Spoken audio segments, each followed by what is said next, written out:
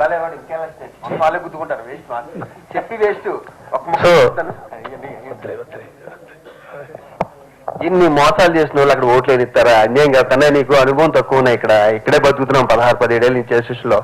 నేను మెట్ల నుంచి వస్తుంటే ఒక ఆయన కనిపించాడు, సీనియర్ అయినా. ఏమయ్యా, ఢిల్లీలోనూ మీరే పోస్టులు, ఫిలిం నగర్ గల్లీలోనూ మీరే పోస్టులు, పక్కనున్న గుళ్ళోనూ మీరే పోస్టులు, పక్కన సులభ కాంప్లెక్స్ ఉంటాను ప్రెసిడెంట్ గా మీరే చేయమన్నారు. సిగ్గు వచ్చింది నాకు. Thank you. ఎస్, మేముంటే నాకు తెలిసి రేపు మా అసోసియేషన్ కూడా ఎంత బాగా అనుకున్నామంటే మొన్న నవ్వుల మయం అవుతుంది అని వాళ్ళందరూ ఉండగానే చెప్పారు. మేమందరం కనుక ఉంటే అక్కడ ఎప్పుడు నవ్వుకుంటూ హాయిగా ఉంటారా వీళ్ళు అని. అంతేగాని సెల్ ఫోన్లు ఇస్తే, ఒకవేళ సెల్ ఫోన్లు ఇచ్చామని అనుకోండి శివాజీ, సెల్ ఫోన్లు ఇస్తే సెల్ ఫోన్లు తీసుకుని ఓటేసే పరిస్థితుల్లో కళాకారులైనటువంటి మా మెంబర్స్ ఉన్నారా? ఆ కర్మ వాళ్ళకు ఉందా? సెల్ ఫోన్ తీసుకుని ఓటేయాల్సిన కర్మ వాళ్ళకుందా? ఆ ధైర్యం నీకు ఎక్కడి నుంచి వచ్చింది మాట్లాడడానికి? నీ మీద నీకు నమ్మకం లేక. చాలా బాధ అనిపించింది. రండి సికింద్రాబాద్ చర్చికి వెళ్దాం, పక్కన గుడికి వెళ్దాం, ప్రామిస్ చేద్దాం. ఎవరు సెల్ ఫోన్స్ ఇచ్చారు? ఎవరు సెల్ ఫోన్? నా సెల్ ఫోన్ కింద పడిపోయి పైన ఇదేంటిది టచ్ స్క్రీన్ అంటే ఇది ఒకటి కొత్తగా పెట్టాడు టచ్. ఇప్పుడు టచ్ చేయడానికి లేదు, అది పోయింది. ఏమన్నా వీలైతే ఏమన్నా ఫోన్ కొనిరా బాబు. ఎలా జరిగింది? నాన్సెన్స్. అందుకనే అంత కక్కుర్తి మాకేం లేదండి. అంత కక్కుర్తిగా ఇలా రాజకీయాలు చేస్తూ వచ్చి ఇక్కడ మేము ఏదో పట్టుకెళ్ళిపోవాల్సిన అవసరం లేదు. ఎందుకనంటే ఇదిగో మీ అందరి ముందు ఫినిషింగ్ గా చెప్తున్నాను. నేను గనక ప్రెసిడెంట్ అయితే ఇక్కడ ఒక కార్పస్ ఫండ్, నాకు పాపం ఆ అమాయకులకు తెలియపోయినప్పటికీ కూడా నాకు నిజంగా ఉన్న కెపాసిటీ ఏంటంటే, నేను ప్రపంచమంతా తెలుగు వాళ్ళ ఇంట్లో క్యాసెట్ డివిడీలు ఉన్నట్టు రాజేంద్ర ప్రసాద్గా నాకున్న ఫ్రెండ్ సర్కిల్ నుంచి కనీసం అంటే నేను కొన్ని లెక్కలు రాసుకొచ్చాను. నేను కనీసం అంటే 5 కోట్ల రూపాయలు నేను డిపాజిట్ చేసి ఆ 5 కోట్లతో ముందు కార్పస్ ఫండ్, ముందు హెల్త్, ఏది ఈ పేద కళాకారులందరికీ హెల్త్ ఇన్సూరెన్స్ ఫ్రీ, అట్లాగే పెన్షన్స్ ఎంతమంది అర్హులు ఉంటే అంతమందికి పెన్షన్స్ 100%.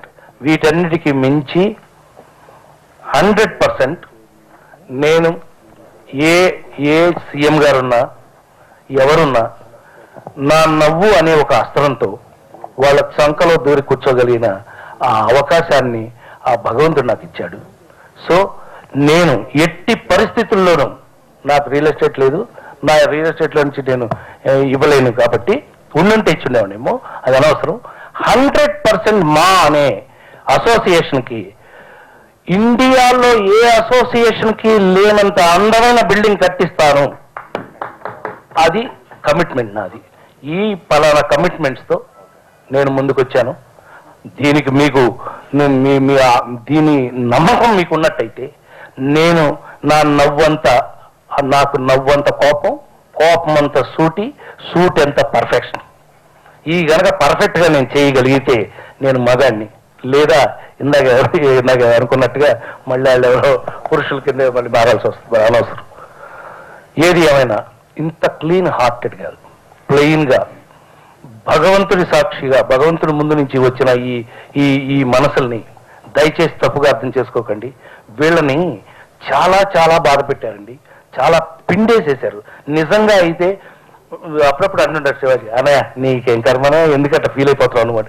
ఫీల్ కదా బాబు, మనం మంచి చేయడానికి కదా వచ్చాం. వాళ్ళు ఎందుకు మనం తప్పుగా అర్థం చేసుకుంటున్నారు? వాళ్ళు తప్పుగా మిస్గైడ్ ఎందుకు చేస్తున్నారు? దీన్ని రాజకీయం తీసుకెళ్లి రాజకీయం చేసి మీరెందుకు రాజకీయం చేస్తున్నారు అన్నారు. Non sense. రాజకీయం చేయాల్సిన కర్మ ఒక నవ్వులు పండించేవాడికి అవసరం లేదు. కాబట్టి మీ అందరూ మీ ముందు పాయింట్ టు పాయింట్ నేను క్లియర్గా ఏం చేయదలుచుకున్నాం, క్లియర్గా మేమేంటి అని కొట్టొచ్చినట్టుగా క్లియర్గా చెప్పడం జరిగింది. ఒకటి మాత్రం నిజం, ఫినిషింగ్గా చెప్తున్నాను. ఒక పోటీ అంటూ ఒకటి దిగిన తర్వాత సత్యంగా వెనక్కి తిరిగి వెన్ను చూపే అవకాశమే లేదు.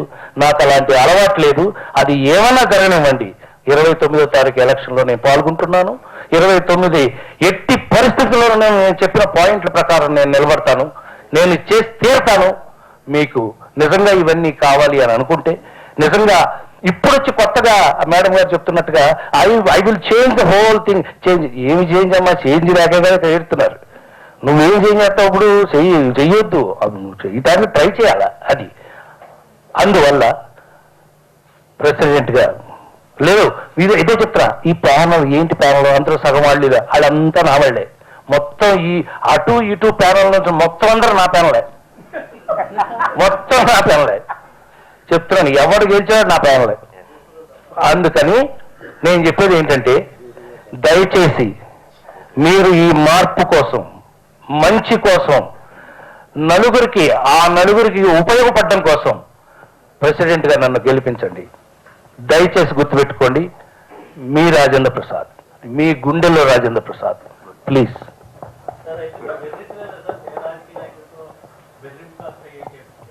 ఎవరు ఎవరు నేను బెదిరించారనా? కాదు బాబు, నన్ను బెదిరించారు. మంచిది మంచిది మంచిది. ఎవరు?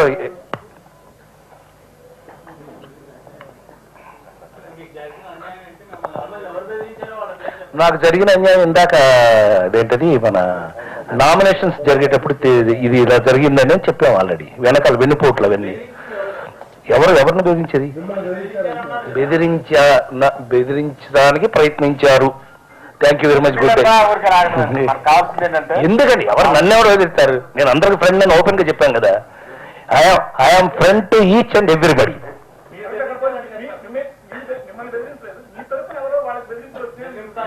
నా తరఫున అయితే మరి నేను అదే చెప్తున్నా. రాజకీయపు ఇప్పుడు నాకు తెలియగలుగుతాను ఏంటంటే, ఇలాంటి ట్రిక్స్, మైండ్ గేమ్స్, ఇప్పుడు వీళ్ళ మీద ఆడిన మైండ్ గేమ్స్ ఇట్లాంటి రాజకీయాల్లో వాడాలి కానివ్వండి, మా అసోసియేషన్ లో వాడకూడదు. ఎందుకనంటే అదే అదే అదే మైండ్ గేమ్ అని నేను ఇందాకే మనం చేశాను. ఎందుకనంటే ఇదేమి సికింద్రాబాద్ ఎలక్షన్ కాదు కదా, ఇది మూవీ ఆర్టిస్ట్ అసోసియేషన్, కళాకారులు ఉండేటటువంటి పవిత్రమైన నిలయమైనది. ఇక్కడ ఎవరి మీద వాడేశారని అనేసేస్తే, ఎవరి మీద వాడారో చెప్పుకోకుండా, ఎవరిని బెదిరించారో చెప్పుకోకుండా, పేరు చెప్పుకోకుండా, అది తప్పు. దానిక 20 రోజుల క్రితం నుంచి మేము పోటీలో ఉంటే, నిన్న జస్ట్ మద్రాసు నుంచి ఇంపోర్ట్ చేసి నేను మిమ్మల్ని తీసుకొచ్చి కరెక్ట్ గా ఇంకా ఏంటయ్యి అక్కడ కూడా రాలేదు. ఏది పైనుంచి సంతకాలు పెట్టి పంపించడమే తప్ప ఎవరు పర్సనల్ గా కూడా రాలేదు. So called madam is not come చెప్పాలి కదా, దాని క్లారిఫికేషన్ చెప్పాలి కదా. ఆవిడ అన్న తర్వాత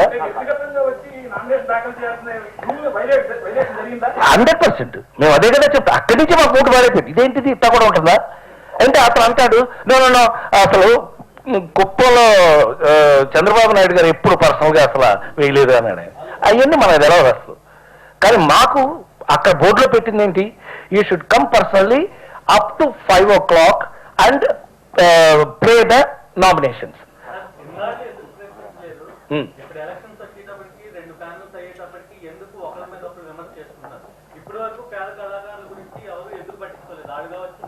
బదేవాడు నీకు తెలియదేమో, ఈ పక్కన కూర్చున్న ఇతను గాని వీళ్ళందరూ పేద కళాకారులు. ఎక్కడ చావు ఉంటే అక్కడ మనం చూడలేదుగా, అది నిజం పచ్చిగా చెప్పినంత మాత్రం. అది ఒక నిమిషం ఇది ఇంతకాలం పట్టించుకొని ఇప్పుడు అంటే మృత్యుంజయ హోమం అందరూ చచ్చిపోయిన తర్వాత ఇప్పుడు ఎందుకు చేస్తున్నాం మనం?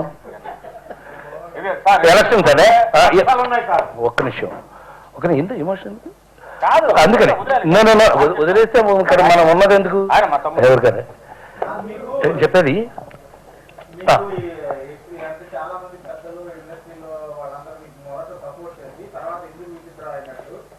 రామ్మరే ఒరే తమ్ముడు నువ్వు మాట్లాడరా బాబు. బికాస్ నాకు మీతో ఉన్న అనుబంధం అలాంటిది. ఎందుకనంటే నేను అలాంటివి చెయ్యను, నేను అలాంటి అబద్ధాలు మాట్లాడను. ఎవరితోనూ నాన్ కాంట్రవర్షియల్ యాక్టర్ గా ఉండడానికి ఇంతకాలం ఇంతే హాయిగా మనందరం కలుసుకుంటే ఎప్పుడు నవ్వుకుంటూ ఉంటాం. ఎప్పుడు మనం కలుసుకున్నా ఇప్పుడు వెనక నువ్వు అడిగిన దానికి సమాధానం అంటే డైరెక్ట్ గా కాకపోవచ్చు. అదే చెప్తాను ఇందాక. అందుకనే మనం చెప్పుకోలేకపోయాం. ఎవరు చేశారు, ఎవరు థ్రెట్ చేశారు అని అంటే, మాకు ఇండస్ట్రీలో పెద్దలంటూ ఉంటారు అందరూ, వాళ్ళందరికీ చెప్పడం జరిగింది అనేది నేను ఆ రోజు చెప్పాను, ఈ రోజు చెప్పాను. సో తర్వాత మార్పుకి కారణం ఏంటి అనేది మాత్రం మాకు అందనట్టువే. అందుకే మేము బాధపడ్డామని చెప్తున్నామే కానీ వీఆర్ నాట్ కంప్లైంటింగ్. మేము బాధపడ్డాం ఆ విషయంలో. సో ఏదో ఒకటి జరగనివ్వండి, ఇక్కడ జరగటానికే ఉంటుంది తప్పితే ఎలక్షన్ను రాజకీయమైనటువంటి ఎలక్షన్లో లాగా ఇక్కడ వద్దు. బికాస్ ఎవరికి ఎవరు శత్రువులు కాదు ఇక్కడ. ఇక్కడ అందరూ ఒకటే ఫ్యామిలీ. ఒకటి ఫ్యామిలీలో కొట్టుకోరా, 3 పిల్లలే కొట్టుకున్నప్పుడు ఫ్యామిలీలో కొట్టుకుంటారు. కొట్టుకుంటూ మంచి కోసం అయితే మంచిది. మేమందరం మాత్రం మంచి కోసమే ఈ సోకాల్డ్ ఎమోషన్ తప్పితే వేరే దానికి కానే కాదు. ఇందులో నుంచి మనకేమి రాదు.